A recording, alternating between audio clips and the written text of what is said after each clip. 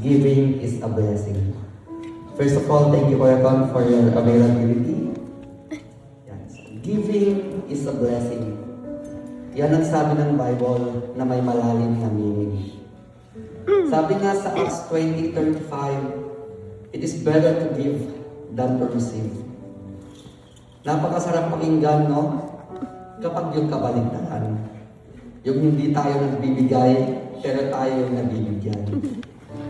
Sino ba naman ang may ayaw? Sino ba ang hindi napapagod sa puro bigay lang? Tapos, wala ka man lang natatanggap ni isa. Kahit man lang sana isang tasang kape pagkagising sa umaga. Sino ba naman ang may ayaw, di ba? Yung makatanggap ka ng hindi mo inaasahan na galing sa iba kahit hindi mo kakilala. Pero syempre, walang ganon. Bakit ka naman bibigyan? Hindi ka naman nagbibigay nung sila yung nangangailangan. Pero alam ko, kaya mong magbigay ng bukal sa puso dahil sa Panginoon.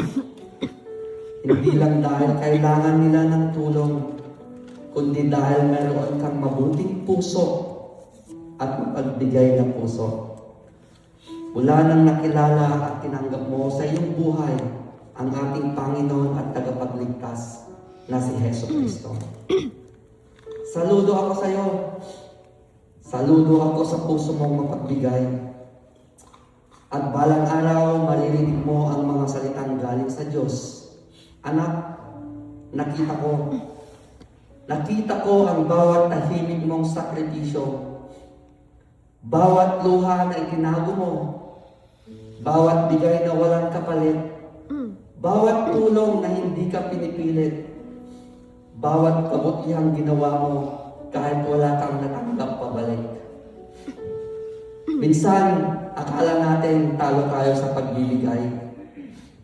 Kasi wala naman maitutulong ito sa ating buhay. Pero mali pala, dahil ang Diyos hindi natutulog, hindi siya nakakalimot, hindi siya huli, hindi siya bulag, hindi siya manhid sa puso mong mapagbigay. You may give with empty hands, but never with an empty heart. What you release in faith, God returns with grace set apart. Darating ang araw, yung binigay mo noon, magpahanggang ngayon, babalik sa'yo sa paraang hindi mo inaasahan. Hindi pareho ang anyo, pero sapat. Pero tama. Pero eksakto sa iyong pangangailangan. Kaya patuloy tayong magbigay. Huwag tayong magsawa. Huwag tayong titigil sa pagiging mabuti. Kahit napakadamot ng mundo sa atin.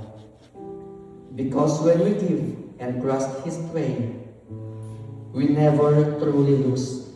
We're blessed in every day.